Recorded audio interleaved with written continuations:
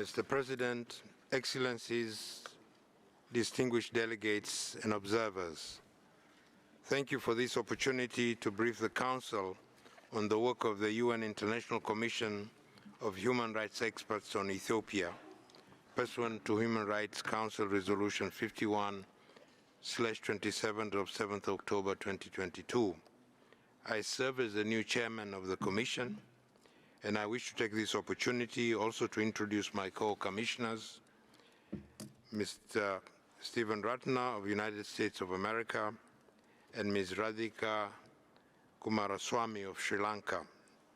As members are aware, the Commission has a twofold mandate: to investigate and report on alleged violations of international human rights, humanitarian and refugee law since November 2020, and to provide advice regarding transitional justice.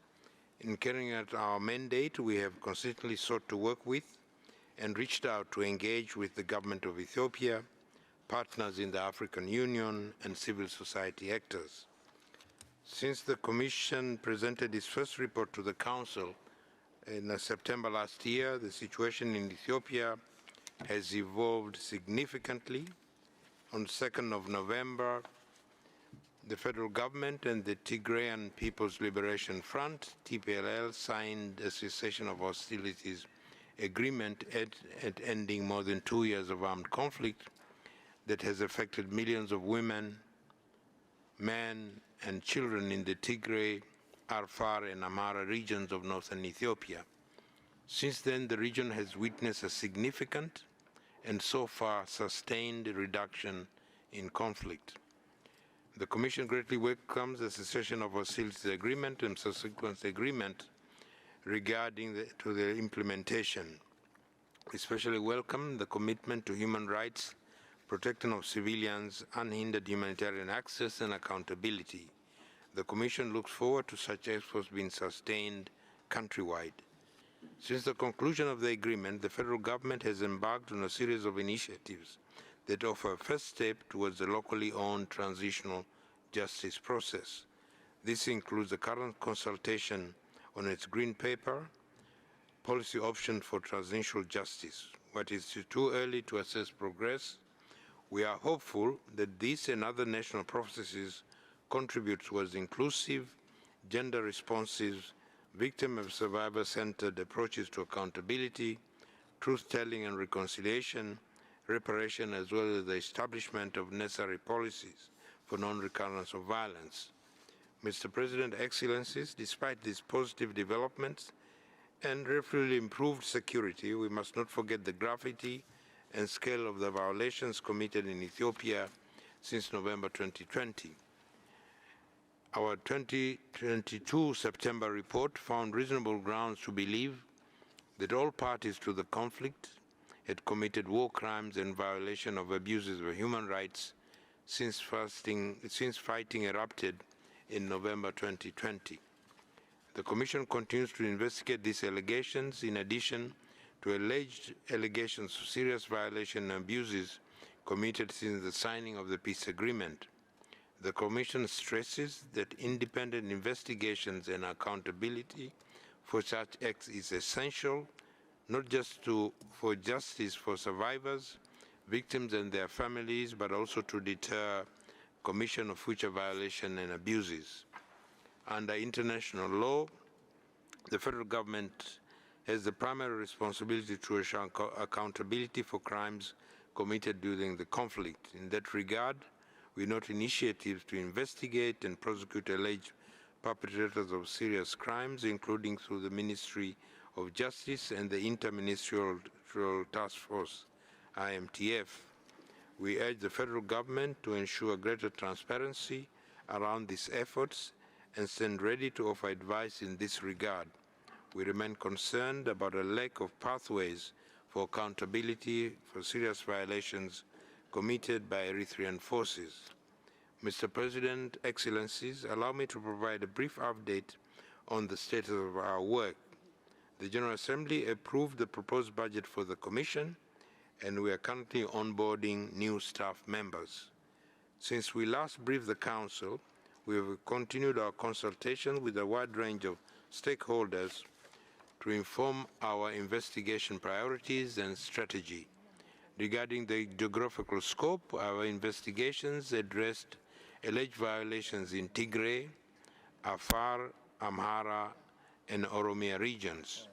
Regarding the material scope, in addition to the serious offenses discussed in our first report, notably attack on civilians, sexual and gender-based violence, and denial of humanitarian access, we are also addressing other violations such as arbitrary detention, violation of children's rights, and hate speech. As required by our mandate, we are investigating alleged violation by all parties, including Eritrean forces operating on Ethiopian territory. To date, the Commission has held in-depth interviews with victims, survivors, and witnesses, and this approach is complemented by open-source investigations and geospatial and satellite imagery analysis. We continue to place a strong emphasis on integrating a gender perspective in addition to the unique and intergenerational impact of conflict on children. However, we regret to note that to date, and despite repeated requests, the Ethiopian government has not yet allowed our investigation teams to the country. As a result, much of our work is being carried out remotely, so we strongly urge the government to reconsider its decision not to cooperate with the Commission. Similarly, we encourage Member States to assist in facilitating access for the Commission to Ethiopia as well as to countries hosting refugees. The Commission, pursuant to its mandate from this Council, continues to establish the facts and circumstances surrounding alleged violations and abuses both in the past and ongoing, and to collect and preserve evidence accessible and usable in support of ongoing and future accountability efforts. Regarding our transitional justice mandate, we are closely reviewing the policy options document in detail, as well as the consultation process, in particular with respect to international and regional standards. We encourage wide-ranging and exclusive consultation to ensure the wishes of survivors, victims, and others affected communities are reflected. We reiterate our commitment to provide expert and technical advice to the government of Ethiopia, the National Dialogue Commission, and other domestic stakeholders. We continue to engage with the Ethiopian Human Rights Commission and the East Africa Regional Office of the High Commissioner for Human Rights to discuss areas of potential cooperation and information sharing, and hope to see further progress in the near future.